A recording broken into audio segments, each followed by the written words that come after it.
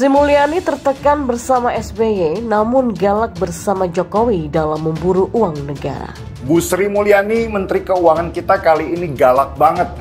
Beda banget dengan waktu dia menjabat di posisi yang sama di masa presidennya SBY. Itu mungkin karena di bawah Jokowi dia merasa nyaman dan tidak mendapat tekanan politik untuk menjalankan kerjanya. Di zaman SBY, Bu Sri Mulyani terpaksa mundur dari jabatannya. Dan menurut Bu Sri Mulyani, mundurnya dia dari kabinet SBY itu sebuah kemenangan karena dia tidak mau kompromi dengan kesalahan. Beda ketika dia jadi Menteri Keuangan di zaman Jokowi ini. Jokowi melindungi dia secara politik sehingga Bu Sri Mulyani lebih aman dalam menjalankan tugasnya yang berat dan bisa dibilang berbahaya itu.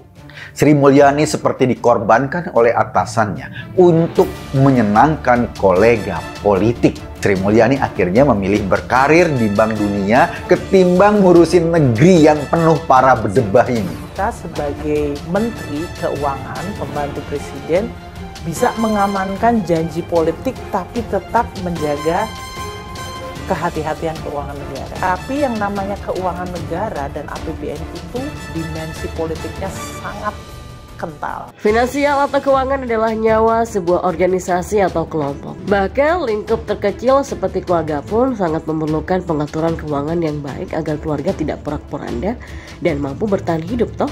Mencari sumber dana dan bijak dalam pemakaiannya, menempatkan berbagai kepentingan berdasarkan skala prioritas dari jangka pendek, menengah hingga jangka panjang. Di negara hal itu dipegang oleh Menteri Keuangan. Itu mengapa Sri Mulyani menjadi orang yang begitu penting dalam kabinet Jokowi. Berkat jaringan dan wawasan Sri Mulyani, Jokowi dapat mencari berbagai sumber dana, bahkan memburu uang negara yang ada di 3 orang anak Soeharto, yaitu Tommy Soeharto, Bambang Triatmojo, dan Tutut Soeharto. Tidak hanya keluarga cendana yang dikejar, keluarga Bakri pun juga nggak luput dari penagihan hutang BLBI. Nirwan Dermawan Bakri dan Indra Usmansyah Bakri pun dipanggil terkait hutang perusahaan yang dikucurkan negara lewat kebijakan BLBI. Sri Mulyani bagaikan mesin uang yang memberikan solusi untuk pembangunan dengan berbagai mekanisme yang ia pahami. Teks amnesti pun tergolong sukses, jumlah deklarasi harta mencapai 4.884,26 triliun rupiah. Ini 39,9% dari GDP loh. Kita nggak tahu bagaimana negara kita menghadapi pandemi ini kalau nggak punya uang.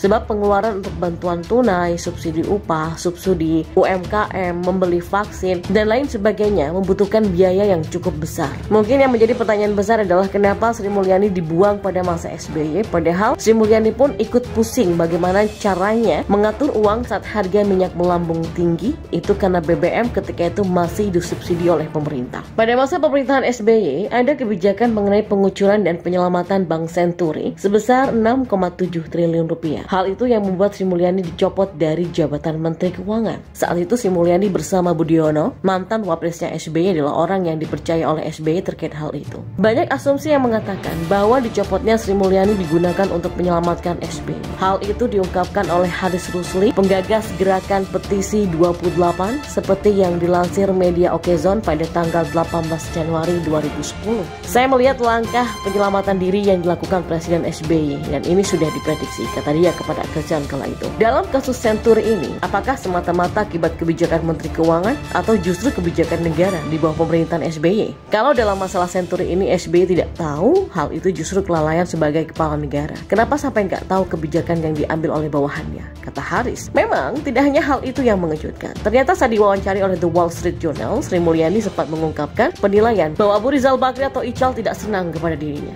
Hal itu berkaitan dengan tunggakan pajak dari perusahaan milik Abu Rizal Bakri yang bernama PT Bumi Resource Tbk sebesar 2,1 T. Hal yang menarik lagi adalah pada masa Sri Mulyani menjadi Menteri Keuangan di masa SBY, ia merasa tertekan karena banyak yang tidak setuju dengan upayanya dalam menegakkan transparansi keuangan ketika itu. Pernyataan itu diungkapkan dalam wawancara peluncuran laporan survei keterbukaan anggaran 2015 di Washington, Amerika Serikat pada Jumat tanggal 11 bulan 9 tahun 2015. Sebagai mantan Menteri Keuangan, saya dapat memberitahu Anda bahwa membuat anggaran lebih transparan mungkin adalah hal yang benar untuk dilakukan, tetapi ia datang dengan tantangan, termasuk pushback dari elit dan kelompok-kelompok lain yang tidak punya kepentingan dalam akuntabilitas atau membuka diri untuk pengawasan dari warga dan badan pengawas, kata Sri Mulyani dalam pidatonya seperti yang dikutip dari situs resmi Bank Dunia. Ya, banyak hal-hal mengejutkan tentang Sri Mulyani jika kita mau menelusuri. Terlepas apapun itu, bagi saya kesuksesan Jokowi tidak luput dari peran serta beliau dan menteri lain yang bekerja dengan profesional seperti Pak Basuki yang menjabat Menteri PUPR dan Ibu Retno yang menjabat sebagai Menteri Luar Negeri. Untuk menteri-menteri lainnya, semoga segera menunjukkan taringnya. Dan terlepas dari itu semua, memang Sri Mulyani adalah kartu as bagi Jokowi untuk memberantas musuh-musuh negara. Lihat saja yang terbaru, Pak mantan mulai curhat lagi, ini dan itu, entah panik atau bagaimana. Menanggapi curhat SBY soal disadapnya pembicaraannya dan beberapa faktor penyebab gagalnya bertemu Jokowi. Jadi inti keseluruhannya adalah pola strategi politik SBY. Jadi percaya deh, oleh sebab itu mari deh kita cermati jejak Jenderal SBY sejak era reformasi yang selalu sukses bermain politik dua kaki. SBY selalu tampil sukses dalam setiap prahara politik sejak zaman Gus Dur sampai menelikung Megawati di Pilpres 2004, menempati posisi presiden selama 10 tahun di negara ini hingga seolah-olah tidak tersentuh oleh Jokowi sekalipun beliau benar-benar melontarkan pernyataan provokasi kepada publik.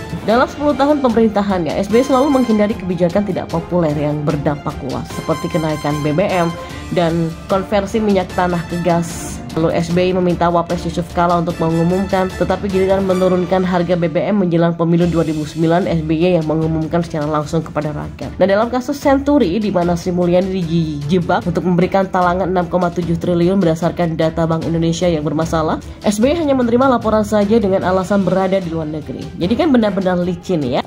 Tanpa mengecilkan keberhasilan pemerintahan beliau selama 10 tahun, memang ada beberapa poin-poin rapor merah di masa pemerintahan SBY seperti harga BBM termahal sepanjang sejarah Indonesia yaitu mencapai Rp6.000, terus jumlah hutang negara tertinggi sepanjang sejarah yakni mencapai 1.667 triliun pada awal tahun 2009 dan 1.700 triliun per 31 Maret 2009. Inilah pembengkakan hutang terbesar sepanjang sejarah. Era Jokowi baru 3 tahun pemerintahannya, memang nominal hutang hampir 2 kali lipatnya, tapi pembangunan infrastrukturnya melebihi pada masa SBY berdedikasi selama 10 tahun. Itulah bedanya. Dan inilah yang terparah, yaitu terbongkarnya skandal korupsi pejabat-pejabat yang berhubungan dengan SBY dan kader-kader Demokrat, baik kasus Senturi sampai Wisma Atlet Hambalang.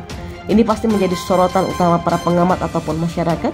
Bagaimana tidak, beberapa koruptor yang tertangkap pasti berkaitan dengan SBY kala itu. Tapi anehnya, kenapa untuk kasus Senturi ini seolah-olah tidak ada kaitannya? Padahal jelas-jelas hal itu di bawah kepemimpinannya yang semua keputusan ataupun laporan harus lewat persetujuannya. Bahkan Budiono dan Sri Mulyani menjadi kuncinya. Satu diajak menjadi partner di puncak pemerintahan, yang satu lagi ditendang dari pemerintahan. Dan anehnya, yang ditendang malah dipakai maksimal dalam jabatan penting di World Bank atau Bank Dunia, salah satu instansi perbankan raksasa dunia. Jadi menurut Anda, mana yang menjadi hambatannya? Silahkan Anda bisa jawab sendiri.